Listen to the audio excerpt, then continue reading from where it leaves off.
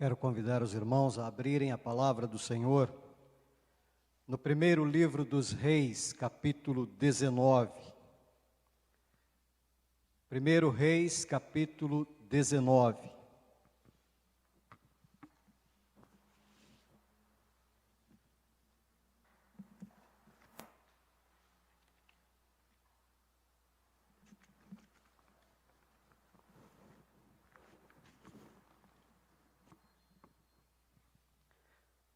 Faremos a leitura do verso 1 ao verso 18.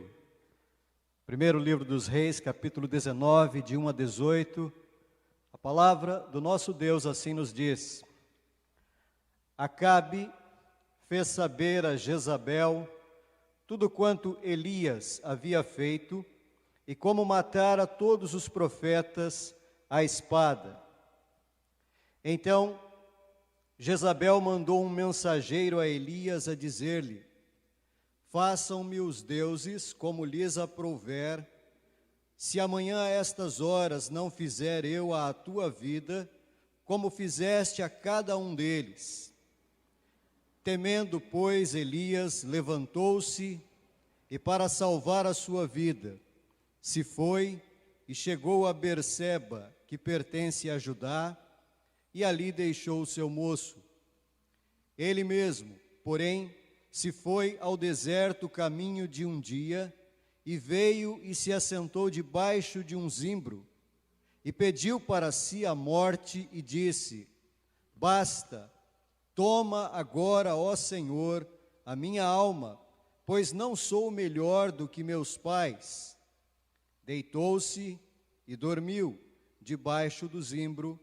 Eis que um anjo o tocou e lhe disse: Levanta-te e come. Olhou ele e viu, junto à cabeceira, um pão cozido sobre pedras em brasa e uma botija de água. Comeu, bebeu e tornou a dormir. Voltou segunda vez o anjo do Senhor, tocou-o e lhe disse: Levanta-te e come, porque o caminho te será sobremodo longo.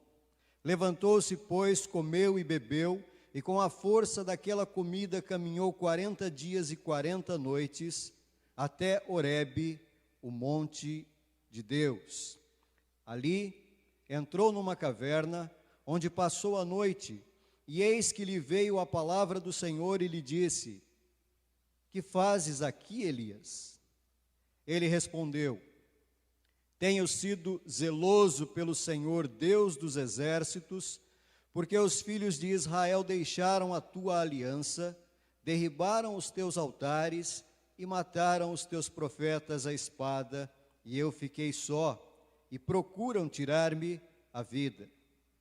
Disse-lhe Deus: Sai e põe-te neste monte perante o Senhor. Eis que passava o Senhor, e um grande e forte vento fendia os montes e despedaçava as penhas diante do Senhor. Porém, o Senhor não estava no vento. Depois do vento, um terremoto, mas o Senhor não estava no terremoto. Depois do terremoto, um fogo, mas o Senhor não estava no fogo. E depois do fogo, um cicio tranquilo e suave.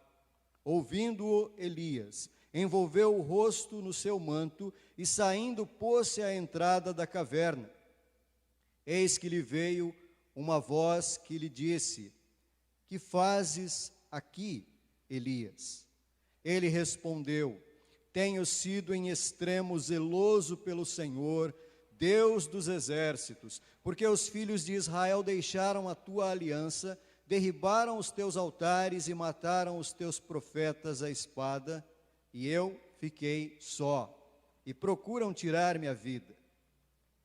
Disse-lhe o Senhor: Vai, volta ao teu caminho para o deserto de Damasco, e em chegando lá, unges a Azael, rei sobre a Síria. A Jeú, filho de Ninzi, ungirás rei sobre Israel, e também Eliseu, filho de Safate, de Abel-Meolá, ungirás profeta em teu lugar. Quem escapar à espada de Azael, Jeú o matará. Quem escapar à espada de Jeú, Eliseu o matará.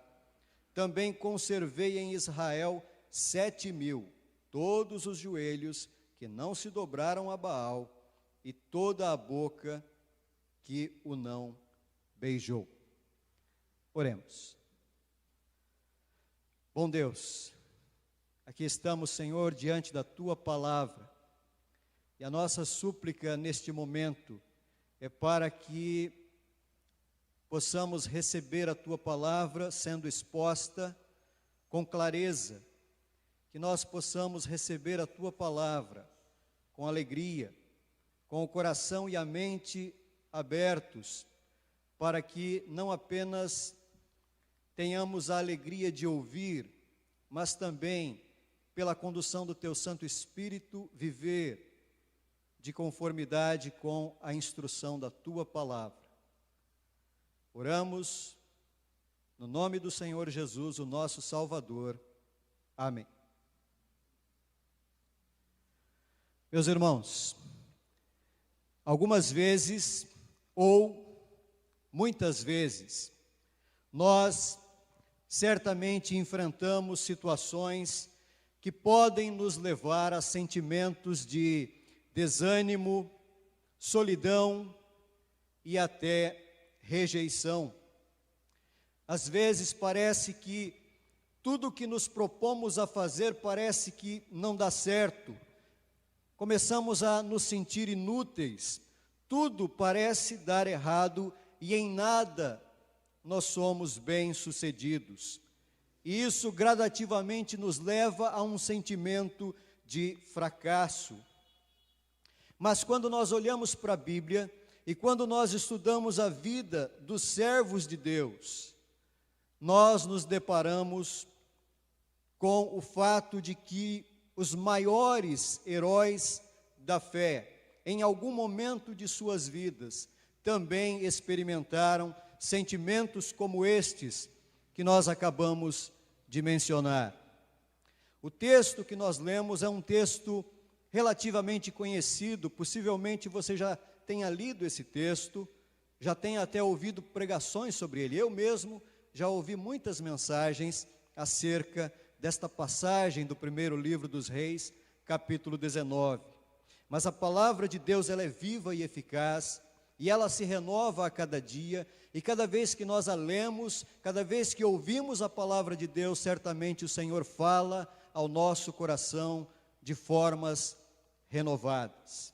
E o texto que lemos fala exatamente a respeito de um dos grandes heróis da fé, o profeta Elias, homem de Deus, cheio de fé, cheio de coragem, mas que também viveu momentos de frustrações e de profundo desânimo. Para nós entendermos o capítulo 19 do primeiro livro dos Reis, nós precisamos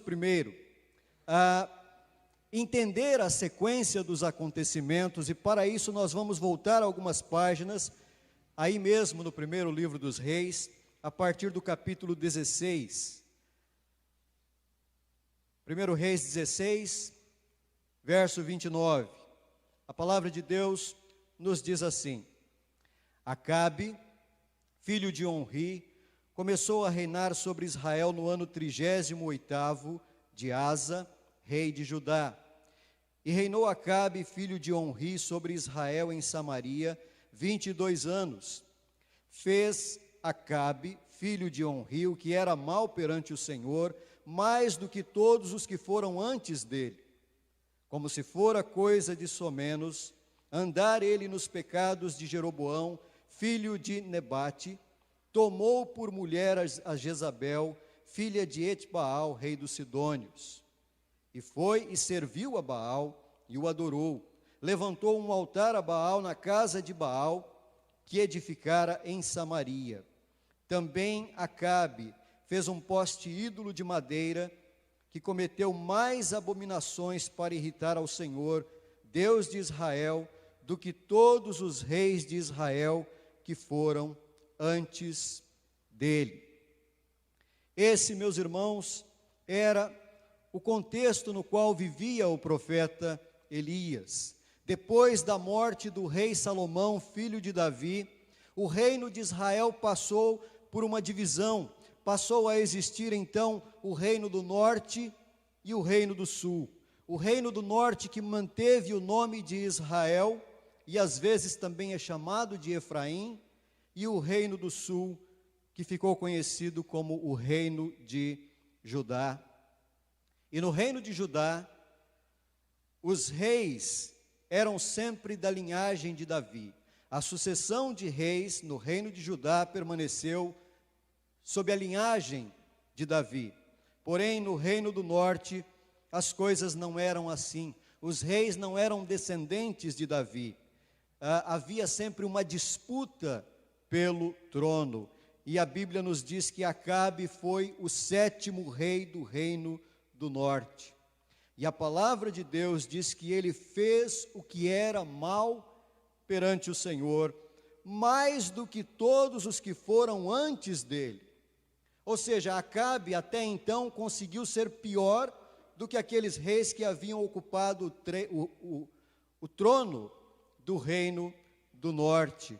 Ele fez o que era mal perante o Senhor. Ele conseguiu superar os seus antecessores em desagradar a Deus. E a Bíblia nos diz mais, a Bíblia nos diz que, para piorar ainda mais, como se fora coisa de somenos, andar ele nos pecados de Jeroboão, ou seja, como se isso fosse ainda pouco, continuar fazendo o que era mal perante o Senhor, a Escritura nos diz que ele se uniu a Jezabel, filha dos Sidônios, e com essa aliança instituiu-se em Israel o culto a Baal. Nesse contexto de crescente idolatria em Israel, é que surge então o profeta Elias. E ele anuncia já no capítulo 17 que haveria um juízo de Deus, haveria um longo período de juízo através de uma seca que Deus enviaria sobre a terra como castigo em razão da idolatria que havia se instalado na terra de Israel. E durante a seca, a Bíblia nos diz que o Senhor preservou o seu profeta e ainda realizou 2 milagres através do profeta na casa de uma viúva. Primeiro, houve a multiplicação de um punhado de farinha e um pouco de azeite que serviram para sustento da viúva, do filho da viúva e do próprio profeta Elias. Depois, o filho dessa viúva veio a falecer e então Elias orou ao Senhor e o filho da viúva voltou à vida.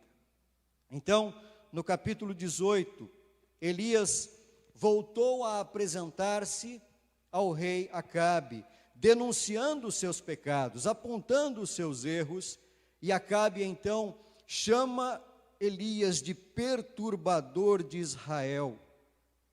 Ao que o profeta respondeu: eu não tenho perturbado a Israel, mas tu e a casa de teu pai, porque deixastes os mandamentos do Senhor e seguistes os Baalins. Então, entre os versos 20 a 40 do capítulo 18, nós temos esse conhecidíssimo relato acerca do desafio entre o profeta Elias e os 450 profetas de Baal. E de acordo com o verso 26 do capítulo 18, os profetas de Baal passaram horas clamando para o seu falso Deus. O texto diz que desde a manhã até o meio-dia eles diziam: ah, Baal, responde-nos. Porém, não havia voz que respondesse.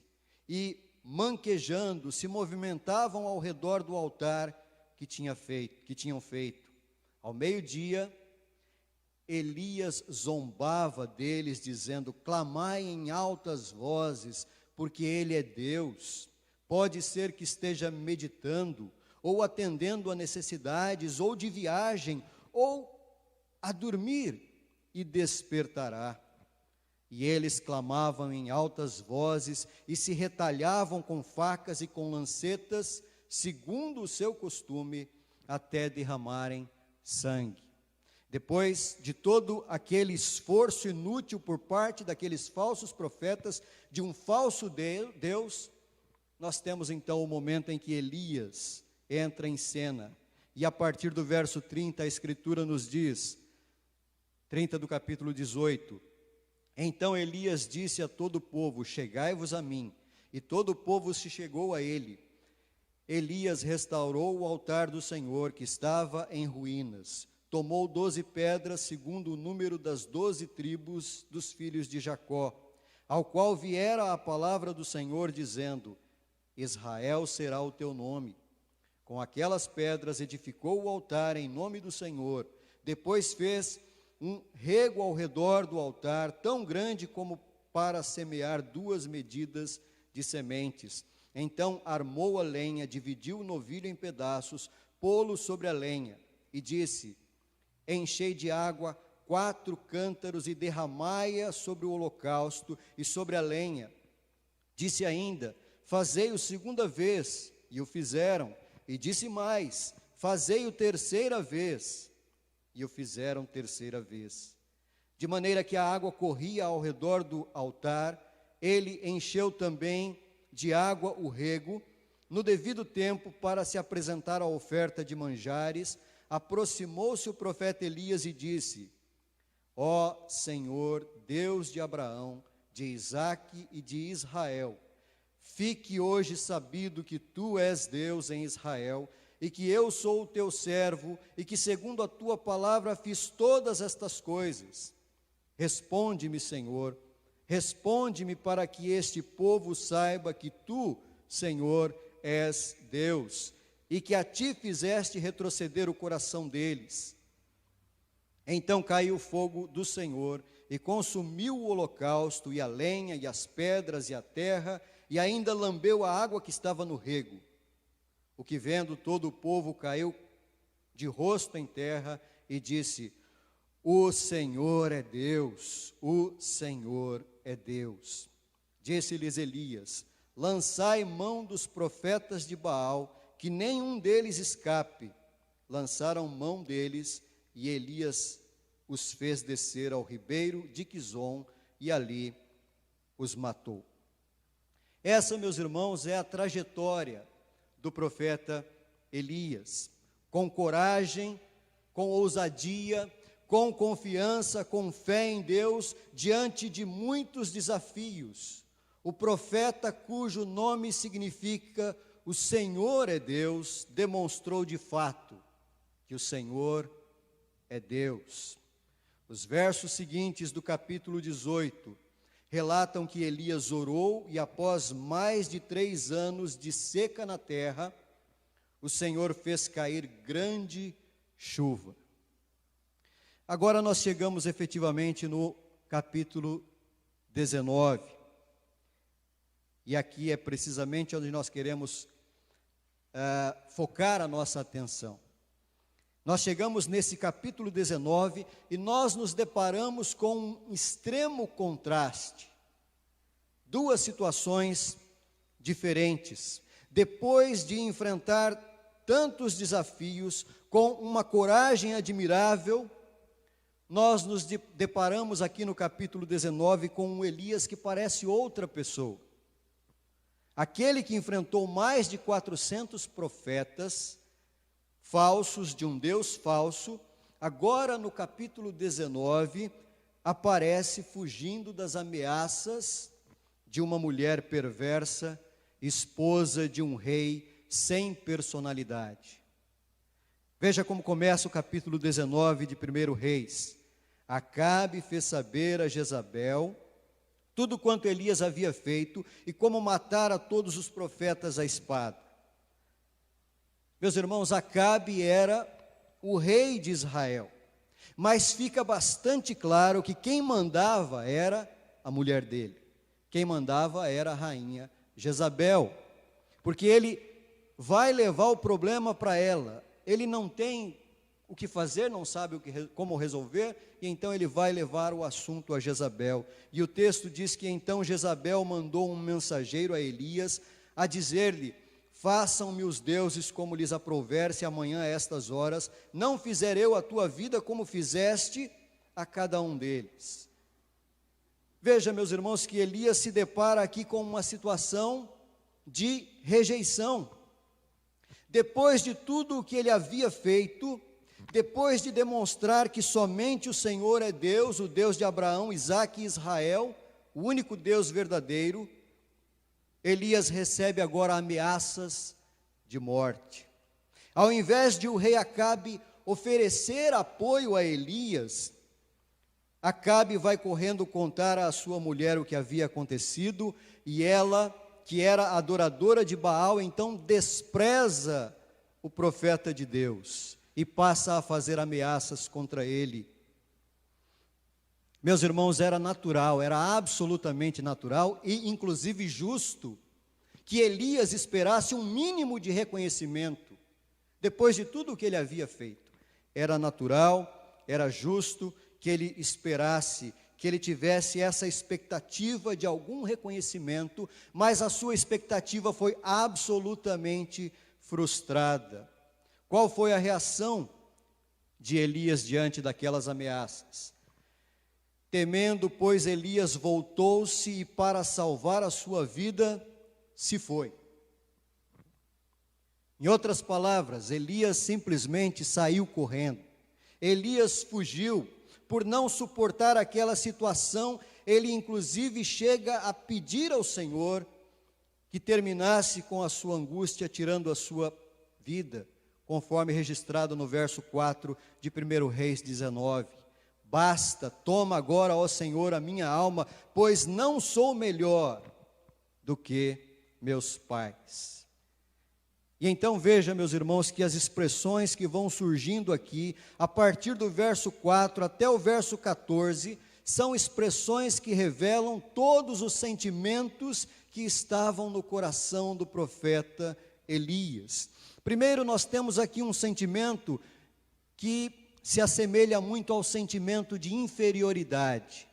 No verso 4 ele diz: eu não sou melhor do que os meus pais. Eu não sou melhor. Eu sou inferior. Depois, ele, nos versos 5 e 6, demonstra que diante daquela situação ele prefere fugir da realidade.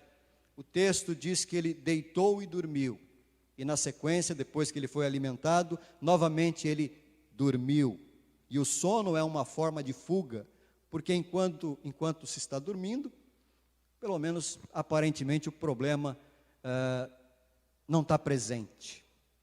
Depois, nós temos aqui um sentimento de isolamento. No verso 9, o texto diz que ele entrou em uma caverna. Depois, nos versos 10 e 14, nós temos aqui uma clara demonstração de sentimento, de desejo por reconhecimento, quando ele diz a Deus: eu tenho sido zeloso pelo Senhor. Eu tenho feito um trabalho que merecia um mínimo de consideração. E então, por fim, nos versos 10 e 14, nós temos também uma demonstração de sentimento de solidão. Ele diz a Deus: eu fiquei só. Depois de tudo isso, eu fiquei sozinho. Portanto, meus irmãos, fica evidente que Elias estava profundamente frustrado diante de todos os acontecimentos. Quem de nós nunca se sentiu dessa forma? Pensamos que não somos ninguém, assim como Elias, às vezes nos sentimos inferiores. Eu não sou melhor do que meus pais ou do que seja lá quem for. Às vezes nos sentimos rejeitados e corremos o risco de ficar com pena de nós mesmos. Perdemos o ânimo, nos isolamos e achamos que não dá para confiar em ninguém. Como superar isso? Meus irmãos, embora Elias estivesse se sentindo rejeitado, havia alguém que reconhecia o seu esforço e a sua dedicação. Ele não estava sozinho, como ele afirmava. Pelo contrário, ele tinha o amigo mais fiel que alguém pode ter. Se as pessoas que queremos bem nos decepcionam, Deus jamais nos desampara. A narrativa demonstra que Elias foi, ao longo daquela jornada, sustentado pelo Senhor. O Senhor providenciou meios para dar sustento ao profeta Elias, enquanto ele prosseguia naquela jornada. Quando Jezabel mandou um mensageiro para fazer ameaças a Elias, a Bíblia diz que Deus enviou um anjo para confortá-lo e alimentá-lo. Jezabel mandou um mensageiro para fazer ameaças. Deus mandou um mensageiro para levar conforto ao profeta. Algo que nos chama a atenção é o fato de que a fuga de Elias, o movimento de Elias é um movimento que se desloca em direção a Deus. Na verdade, Elias sai do problema, fugindo, e vai ao encontro de Deus, porque a Bíblia nos diz que ele caminhou 40 dias e 40 noites até onde? Horebe, o monte de Deus. Embora ele estivesse fugindo, na verdade, Deus o estava conduzindo à sua presença. Elias foge, mas na verdade Deus o conduz à sua presença. Elias vai até Horebe, o monte de Deus. Elias sai do extremo norte da Palestina e vai lá para o extremo sul, porque Deus o estava conduzindo. Ao esconder-se em uma caverna, Elias não queria conversa com ninguém. Era uma forma de se isolar. Mas como sempre, nós percebemos aqui na Escritura que Deus está presente onde quer que estejamos. Para onde me ausentarei do Senhor? Diz o Salmo 139.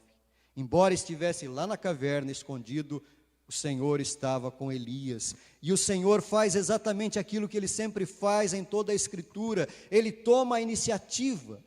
Se Elias está fugindo, Deus vai ao seu encontro e Deus começa a fazer perguntas. O que fazes aqui, Elias? A pergunta, meus irmãos, que Deus faz tinha o objetivo de levar Elias a repensar as suas atitudes. Deus pergunta. E o que acontece depois da pergunta de Deus? Elias começa a abrir o seu coração. Deus pergunta: o que você está fazendo aqui, Elias? E o profeta então começa: olha, eu tenho sido zeloso pelo Senhor, Deus dos exércitos, porque os filhos de Israel deixaram a tua aliança, mataram os teus profetas à espada, e eu fiquei só. E estão procurando tirar a minha vida. Deus vai ao encontro do profeta, toma a iniciativa, inicia um diálogo, e o profeta abre o seu coração na presença do Senhor. E então a Bíblia nos diz que seguem-se aqui 4 fenômenos da natureza que anunciam a presença do Senhor. Os 3 primeiros são um vento forte, um terremoto e fogo, que são elementos da natureza que representam exatamente a presença do Criador, aquele que criou todas as coisas, aquele que criou o vento, aquele que é o responsável pelo terremoto e pelo fogo. E o 4 representa a segurança da presença que somente Deus pode dar em momentos de tribulação. Nós temos aqui um vento, um terremoto, um fogo e depois um cicio suave, uma brisa calma e tranquila, para lembrar que somente a palavra de Deus tem poder para nos confortar e nos acalmar no meio dos nossos sofrimentos. Os fenômenos mais terríveis chamam a atenção para a presença de Deus, mas quando Deus vai falar, é como um cicio suave, tranquilo, que acalma, que traz paz. Em toda e qualquer circunstância, Deus é quem nos sustenta. Se nós somos infiéis, Deus permanece fiel, diz a palavra do Senhor. Por fim, meus irmãos, a palavra de Deus vem para reanimar o profeta, e não apenas para dar paz para ele, mas a palavra de Deus vem trazer para ele um mandamento, uma ordem, para recolocar o profeta na sua missão, ele diz: vai e volta ao teu caminho. Deus tinha uma missão para o profeta e ele não podia ficar ali dentro da caverna se lamentando. Além do mais, Deus diz ao profeta que ainda havia 7.000 em Israel que não dobraram os seus joelhos a Baal. Ou seja, Elias, você na verdade não está sozinho. Não só porque eu estou com você, mas porque eu levanto homens, mulheres, pessoas para realizar a minha obra. Meus irmãos, quais as lições que nós aprendemos com a experiência do profeta Elias? Em primeiro lugar, nós aprendemos com a experiência do profeta Elias que nós precisamos aprender a lidar com aquilo que é expectativa, tendo uma percepção correta da realidade. Grande parte das nossas frustrações com outras pessoas e até conosco mesmo estão relacionadas a nossas expectativas erradas diante da realidade. Era natural e, como dissemos, justo que Elias esperasse um mínimo de reconhecimento por sua preocupação com a situação espiritual do seu povo. Porém, a sua expectativa ficou acima da realidade e o resultado foi que Elias sentiu frustração ao ser rejeitado. A Bíblia nos diz em Romanos capítulo 12, verso 3, que nós não devemos pensar de nós além do que convém. Antes devemos pensar com moderação. Ou seja, não devemos confiar demais em nossas qualidades, nem desconfiar demais das nossas limitações. É preciso pensar com moderação. É preciso ter sabedoria e discernimento para lidar com as mais variadas circunstâncias que se nos apresentam. Isso porque quando nós confiamos demais em nós mesmos, nós podemos falhar e ficar desiludidos. E quando nós desconfiamos demais de nós acabamos nos tornando improdutivos, buscando sempre desculpas para justificar as nossas atitudes e acabamos entrando numa caverna achando que encontramos a solução. Uma segunda lição que nós aprendemos, além da necessidade de aprender a lidar com expectativa e realidade, nós precisamos, acima de tudo, cultivar confiança plena em Deus. A segunda lição que aprendemos é que lidar com expectativas e realidade de maneira sábia. Para isso, nós precisamos confiar somente em Deus. Diante das circunstâncias vividas pelo profeta Elias, nós conseguimos perceber claramente a ação soberana de Deus cuidando do seu servo. O profeta recebeu provisão de Deus para as suas necessidades físicas, emocionais e espirituais. Ao ser questionado: que fazes aqui, Elias? O profeta percebeu que ele havia, de alguma forma, perdido a confiança no Senhor. A tentativa de buscar a solução, fugindo e se escondendo, acabou gerando mais solidão, mais angústia, a ponto de o profeta pedir a Deus a morte, desejar não querer mais viver.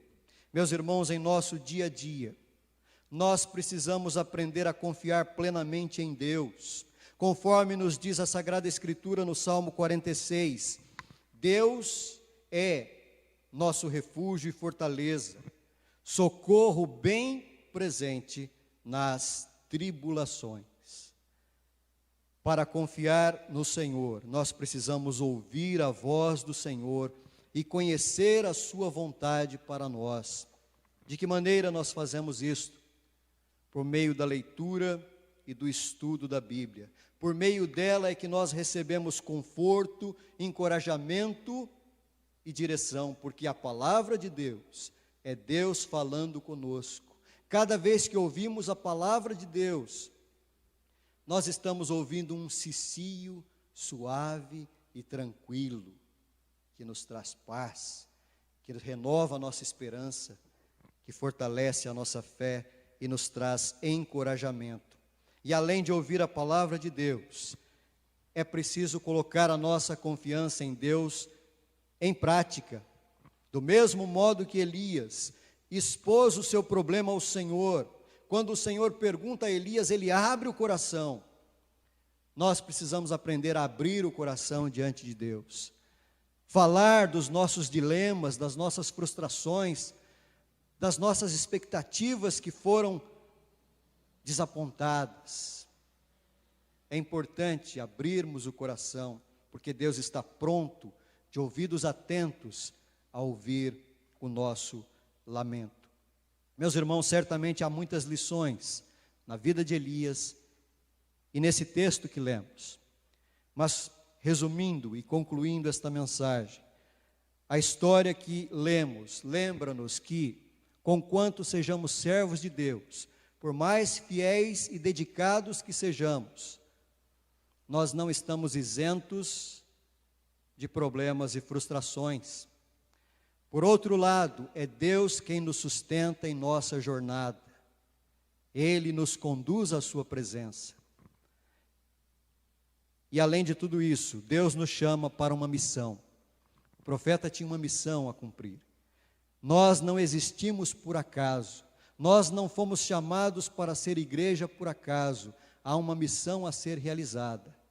E essa missão se resume primordialmente no fato de que nós precisamos viver para a glória de Deus em todas as áreas do nosso viver.